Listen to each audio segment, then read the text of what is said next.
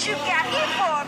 Thank you Ravalda, dan kita melihat flying pad dari pesawat dari arah Bullseye menuju ke arah Sentosa sudah menurunkan beberapa player tentunya untuk bisa mengambil 3 poin, dan 3 tim dari arah map atas Bermuda tidak pernah berubah karena ada NGID, EVOS dan juga dari juara 0 yang sudah langsung melalap habis untuk putingan di awal-awal. Yes, dan sementara itu kita lihat sendiri untuk di area Mil dan juga Riverside ini masih ada pertemuan antara XCN Dewa dan juga Aura Iswa. Sementara itu Siren seperti biasa anteng banget di area Sentosa. Untuk First Rider sendiri seperti biasa juga mereka mengambil area Plantation dan juga Kapatulistiwa. Iya, dan kita melihat POV dari kawan-kawan XTN dan juga Aura Esport di mana mereka masih coba bersiku tegang di area Riverside, dan menurut gua ini adalah satu comfort zone dari XTN karena mengingat XTN itu adalah pemain-pemain dari Jakarta Army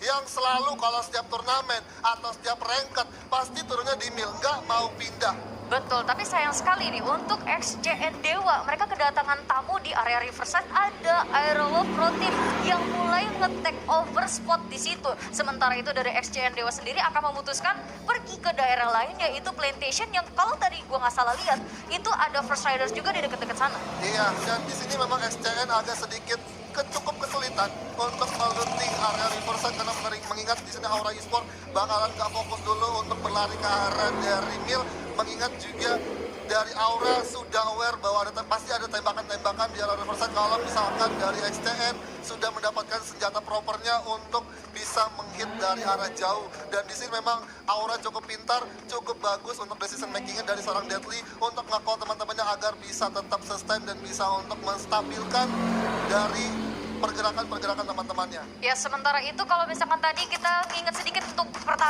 di awal-awal di mana untuk di map atas ini sudah terisi dengan NJID dan juga juara 0 di mana Iki NJID ini akan di take down oleh yang punya gardu. Iya, yang punya gardu udah harus kesetrum aja dari pemain NJID, dan ternyata ada dari EVOS yang langsung menikam dari belakang mencoba untuk menggigit semua player dari arah juara 0. Juara 0 pun agak sedikit kesulitan karena tersandwich oleh kawan-kawan NGID. Dari EVOS pun berhasil melakukan steal kill dari pemain-pemain juara 0, di mana di sini dari Bita nggak bisa mendapatkan momentumnya untuk bertahan di arah placement ke-12-nya. Oh my god. Oh my god, sayang sekali untuk juara 0 di mana tadi dia berhasil mendapatkan juara placement kedua di match sebelumnya, tapi untuk di match yang keempat ini keadaan cukup berbalik lumayan tajam. Posisi yang dia punya ketika dia turun di area graveyard, dia sudah dijepit oleh NJID dan juga EVOS, di mana ketika satu member dari EVOS dan maksud gua dari juara 0 itu lumayan sudah mulai baku hantam dengan NJID, ini EVOS langsung muter balik untuk memanfaatkan keadaan tersebut, di mana juara 0 juga sebenarnya nggak sadar tiba-tiba kok ada EVOS. Iya, balik lagi ya, harus mempelajari di mana memang drop point ketika ada di map Bermuda, dan map Bermuda pasti EVOS nggak akan pernah turun, nggak akan pernah berubah kan satu posisi drop point awalnya karena mengingat nggak ada dari The Prime yang mengganggunya di arah pusat obser. Dan kita melihat POV dari Pochinok sudah ada dari NXT Liga Game bertemu dengan Rising Wolf, di mana Halcyon bakal coba menutup satu persatu jalan atau position dari arah NXT Liga Game untuk memberikan satu pressure tembakan ke arah Aerowolf. Yes, tembakan peringatan dari NXT Liga Game pun sudah masuk ke arah Aerowolf, di mana Black sendiri juga tadi sempat kehilangan setengah darahnya, dan tapi mereka dari Aerowolf ini berhasil melakukan regroup kembali.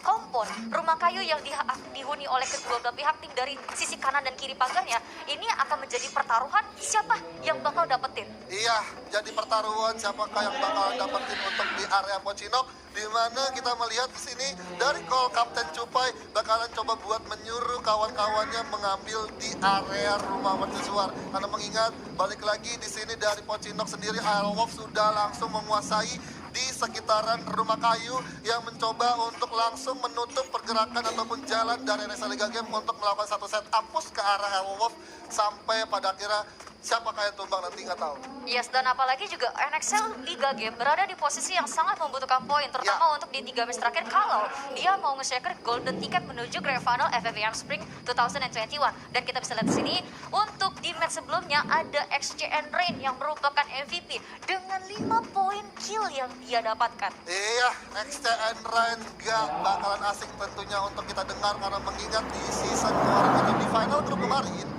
dia menjadi orang pertama yang mendapatkan atau pecah rekor 5 kali MVP. 5 kali MVP dan luar biasa sekali, apalagi untuk Rain sendiri bersama dengan kakaknya KS Rain. Iya. KS Rain pun juga bisa dibilang veteran di scene Free Fire itu sendiri. Combo antara kakak adik, men. Kakaknya jadi coachnya, adiknya jadi playernya. Itu memang kekuatan Bang Panji, salah satu pemain legenda juga ya pun tentunya untuk dari Bang KS Rain. Dan menurut gue juga KS Rain salah satu player yang bisa tetap masih menyesuaikan gameplay atau meta yang ada di Free Fire. Dan balik lagi ketika dari Bang KS Rain menjadi coach untuk XCN Dewa, ini akan menjadi power juga buat tim XCN Dewa untuk bisa mensabat semua Buya di 4 match terakhir. Tapi balik lagi ini 3 match terakhir tentunya dari XCN gak cukup mudah karena mengingat di sini banyak banget rivalitas dari tim-tim e-sport yang sudah cukup baik di divisi 1 karena banyak banget power yang mungkin bakalan meledak-meledak nantinya. Ya, sementara itu untuk di Factory sendiri ini ada pabrik yang kemungkinan akan terjadi ledakan besar, di mana di dalam Factory sendiri sudah dihuni oleh Dranex Esport dan sisi lainnya sudah dijelajahi oleh First Riders. Iya, First Rider menjelajahi di arah sekitaran luar dan nggak mau coba buat terlalu dalam. Tapi balik lagi kalau misalkan dari Dranex mau sadar ada pergerakan dari First Rider yang bisa dia culik, ini akan jadi 1 poin untuk dari Dranex Maung. Tapi ada 2 pemain dari First Rider yang terpantau. Coba dikeker dulu, ada air merah ya kan, dan ternyata ada 1 kuping dari kelinci yang dipakai oleh Darko dan ternyata membuahkan hasil damage yang cukup lumayan sakit. Setengah health point-nya langsung saja berasa. Yes, tapi ada spot yang menjadi blind spot untuk Maung, di mana dia juga tidak bisa menembakkan lagi peluru panasnya ke arah Darko. Sementara itu dari area Factory tampaknya tidak cuma 2 tim karena akan ada Aura Esports yang join the fight. Iya, dari Auman Serigala kita tentunya Racing Wolf bakal langsung merapat ke arah pabrik, di mana dari Dragon Phoenix akan sedikit kesulitan. Kalaupun ada 1 posisi yang cukup mistake dari Dragonix, ini akan jadi berbahaya. Tapi kita bakal melihat aksi dari Arrow memanjat ke arah 1 gudang, di mana sudah ketahuan sudah sama Dragonix, di mana sudah ada 1 knockdown dari Black yang langsung coba di follow up dengan 1 glowalnya, langsung coba di reverse. Tapi di sini dari Aerobank bakal coba menahan 1 pertunjukan aksinya naik ke arah Factory, di mana ada Koje yang masih ngeprong gaming. Sudah ada kekeran juga dari 1 AWM-nya di sana, masih coba untuk dikeker, masih coba untuk tapping, enggak bakalan bisa untuk landing. Tapi ternyata ada rush yang sangat baik, di mana Back dari arah atas memantau, ada Chrono yang aktif, bahkan coba dipecahkan begitu saja, di mana Back udah langsung babak belur, udah mencoba melakukan 1 proning di arah 1 kontainer kuning. Yes, untuk dari posisi Arrow sendiri sudah cukup tidak baik, di mana 2 member Arrow akan ter-takedown, diketok begitu saja menyisakan Hellsiang seorang diri. Iya, menyisakan Kapten Alec yang masih coba ngumpet di satu kret kuning tentunya. Mana First Rider juga langsung mendengar adanya keributan, ada apa di gudang Factory, dan ternyata ada Dragonix yang lagi 1 kompon di area 1 kontainer kuning, di mana ada ledakan lontar juga yang langsung coba diluncurkan ke arah kawan-kawan Dragonix, di mana sudah ada ombak juga yang bakalan memasang granat, mencoba untuk di setup smoke atau setup granat.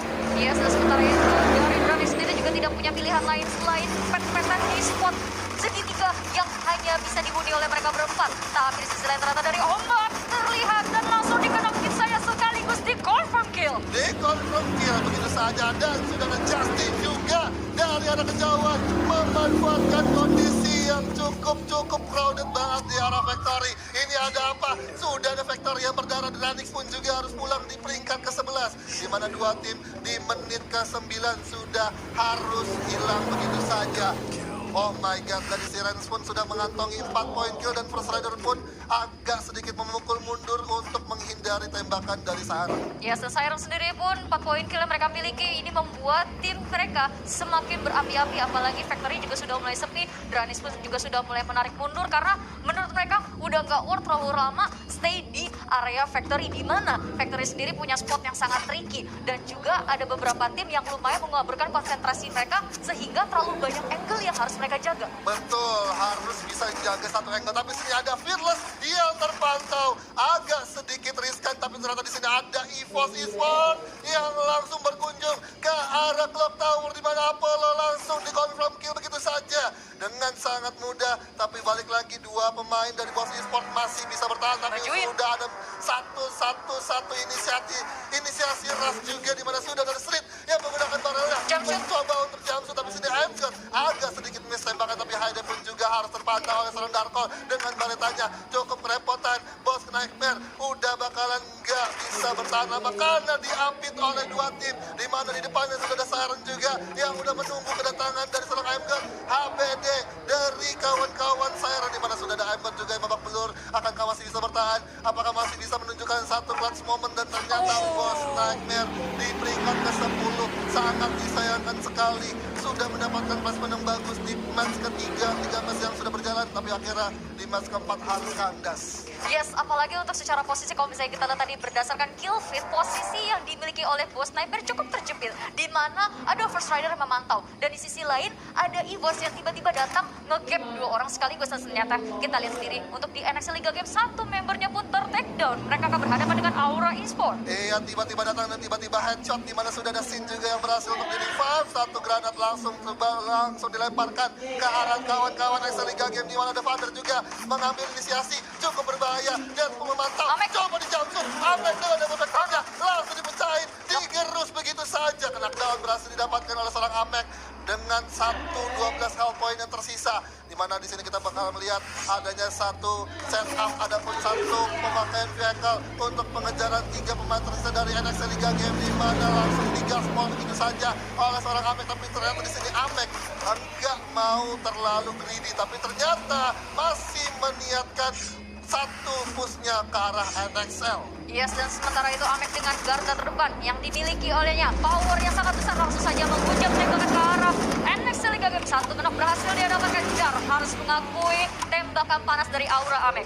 Iya, mengakui tembakan panas tentunya, di mana tinggal dua pemain dari NXL, di mana Vander mengaktifkan chrononya, jumpsuit, dan akhirnya membuahkan hasil, di mana Deadly bakal langsung nge-call teman-temannya, dan akhirnya juga Guns berhasil meng-ending satu pemain tersisa dari NXL Liga Game. Kembali lagi NXL Liga Game tidak mendapatkan poin maksimalnya di 4 match yang sudah berjalan.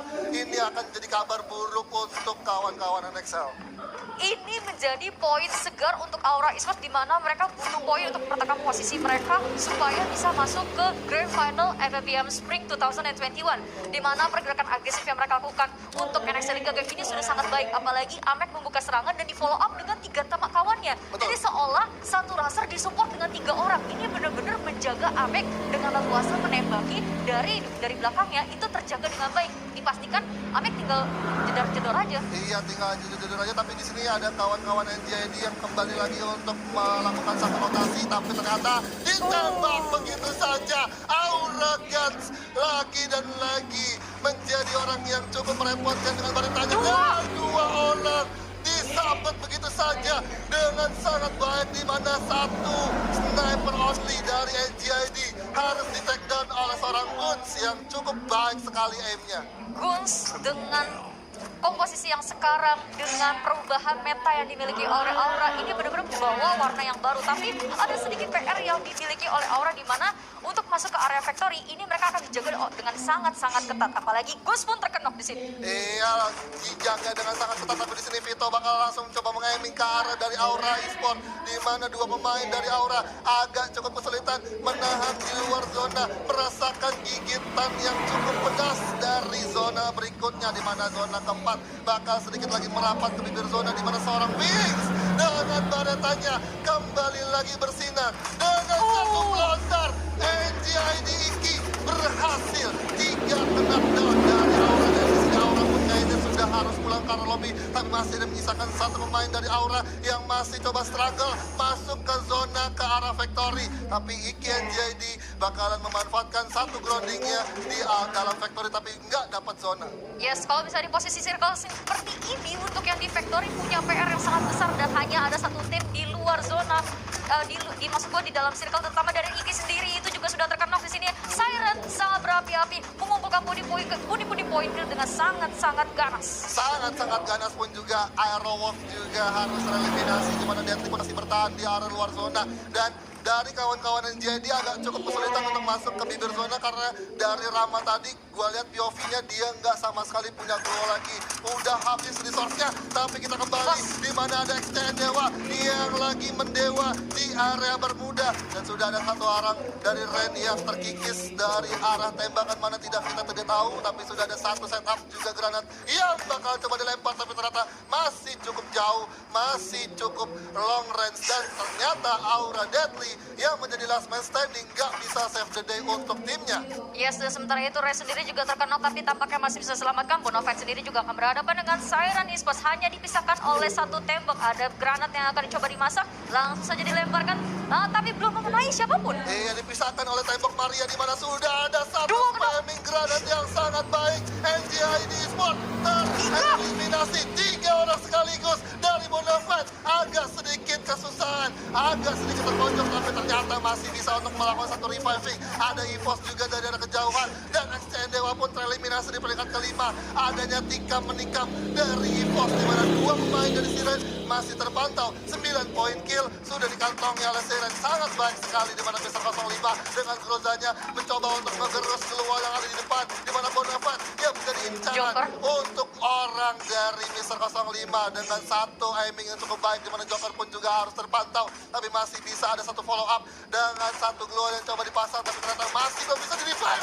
Oh my god, Dance pun juga nggak aware bahwa di kelilingnya masih ada EVOS yang cukup baik sekali. Lagi dan lagi zonanya berpihak ke EVOS di mana panen kill 8 poin kill Israel di mana Dir pun juga harus terseok-seok. Udah nggak bisa bertahan tapi masih ada satu glow yang coba untuk langsung dipasang. Maju ke depan, maju dan Katsu dan Bonafide pun juga harus nyusun di mana harus pulang ke arah 1 on 1 tapi ada clutch moment tapi ternyata Jati Slayer tidak cukup kuat tapi baik sekali berhasil mendapatkan placement kedua dan congratulations untuk EVOS Mr. 05 yang menjadi MVP tentunya untuk tim EVOS Esports. Luar biasa sekali EVOS akhirnya. Setelah cukup terseok-seok tidak mendapatkan posisi top 5 akhirnya untuk di match keempat dia berhasil men-secure satu buya dengan 2 digit kill. 2 digit kill ya, real, benar-benar real banget untuk EVOS. Karena balik lagi sempat udah gue singgung juga bahwa EVOS Esports dengan playstyle-nya memang selalu seperti itu. Dan gue agak sedikit kayak apa ya, nge-flashback dari final group atau final FFML ya. Yang dimana kalau kita ingat di map Bermuda kedua itu pasti zonanya ke situ. Dan EVOS selalu mendapatkan advantage-nya di arah patahan yang ada di dekat rumah Rabirin untuk bisa nge-aiming secara mudah ke arah Factory. Yes, apalagi penumpukan pun terjadi hanya di pinggir Factory.